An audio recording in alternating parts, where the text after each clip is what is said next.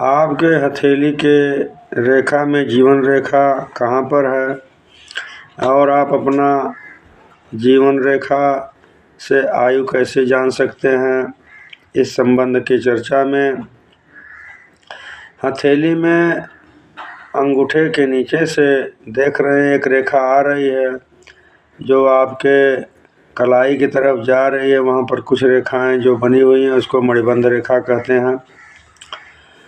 और यह गुरु पर्वत जो लिखा हुआ है, गुरु पर्वत के नीचे से मंगल पर्वत से गुजरती हुई यह रेखा आती है, इसको जीवन रेखा कहते हैं। यह जीवन रेखा की सहायक रेखा एक होती है जिसे मंगल रेखा कहते हैं और अपरा रेखा भी कहते हैं।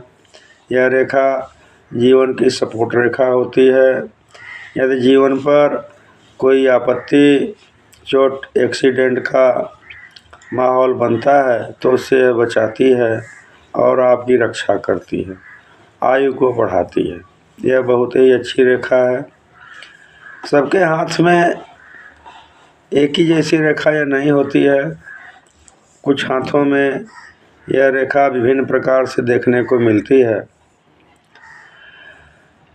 आयु निर्धारण के संबंध में चर्चा के विषय में हम कह रहे हैं कि देखिए, यह अंगूठा के नीचे से जहाँ से निकलती है वहाँ से आपकी आयु शुरू होती है और यह जितनी बढ़ती जाती है उतनी आयु आपकी बढ़ती जाती है, यहाँ तक कि अंगूठे के मूल से निकल करके जो शुक्र पर्वत को घेरते हुए यह जाती है तो मणिबंध तक जाने पर यह 100 वर्ष तक की आयु प्रदर्शित करती है। यह पूर्ण आयु होती है। अगर बीच में यह रुक गई है तो मध्य आयु होती है और उससे भी नीचे हो तो अल्पायु में यह रेखा आती है। अब आयु, पूर्ण आयु 100 वर्ष माना जाता है तो समझ लीजिए कि आपकी मध्य आयु 50 वर्ष, अल्पायु 50 वर्ष से नीचे की होती है। और इसी चीज़ का निर्धारण यदि मान लीजिए आपके हथेली में यह रेखा छोटी हो, अल्पायु की हो और वह व्यक्ति उससे अधिक समय तक रहता है तो कैसे रहता है, इस संबंध में आपको चर्चा के विषय में बता रहे हैं कि आयु रेखा और हृदय रेखा दोनों समान ही आयु को प्रदर्शित करती हैं। यदि जीवन रेखा छोटी हो तो हृदय रेखा को देखनी चाहिए।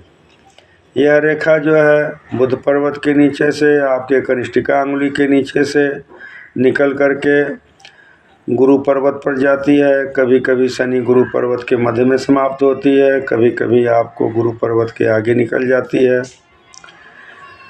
तो यह जीवन रेखा प्रदर्शित करने वाली होती है। हृदय चलता है तभी तक आदमी जीवित रहता है, तो हृदय रेखा से इस संबंध में भी इससे जाना जा सकता है। अब हृदय रेखा जो निकलती है बुध पर्वत के नीचे से, तो कैसे माना जाए कि यह कितनी आयु दे रही है। बुध पर्वत के नीचे से निकलती है आपका बुध पर्वत, कनिष्ठिका अंगुली के नीचे सूर्य पर्वत, अनामिका अंगुली के नीचे शनि पर्वत, मध्यमा अंगुली के नीचे। यदि 3 रेखा यह पार कर जाती है तो समझ लीजिए कि आपकी आयु 75 वर्ष निर्धारित की जाती है। उससे कम बेसी होती है तो उसमें कमी बेसी हो सकती है। अगर यही रेखा गुरु पर्वत पर चली जाती है या गुरु पर्वत को पार कर जाती है तो यह भी 100 रेखा प्रदर्शित करती है कि 100 वर्ष तक आपकी आयु होगी। अब हृदय रेखा छोटी हो, जीवन रेखा बड़ी हो, या जीवन रेखा बड़ी हो हृदय रेखा छोटी हो, तब कैसे जानेंगे कि हम कितना आयु प्राप्त कर सकते हैं। तो इसके लिए एक छोटा सा उपाय बता रहे हैं जो आप जान सकते हैं। आप पहले जीवन रेखा का निर्धारण कर लीजिए कि यह कितनी है, इसके बाद हृदय रेखा से निर्धारण कर लीजिए कि कितनी है। यही चीज़ आपके दोनों हाथों में भी होती है। यही चीज़ अगर दाहिने हाथ में है तो बाएं हाथ में यह कितनी है, कम है या अधिक है, हृदय रेखा बाएं हाथ में कितनी आयु की है और जीवन रेखा कितनी आयु की है। अब यह चारों रेखाओं का योग कर लीजिए और 4 से उसका भाग कर लीजिए। तो मान लीजिए कि चारों हाथे में पूर्ण रेखा हो तो सबका योग हो गया 400। 400 में 4 का देंगे तो 100, तो 100 वर्ष हुआ है आपकी आयु। अब उसमें जो कम है उसके हिसाब से कम बेसी इसमें हो सकती है।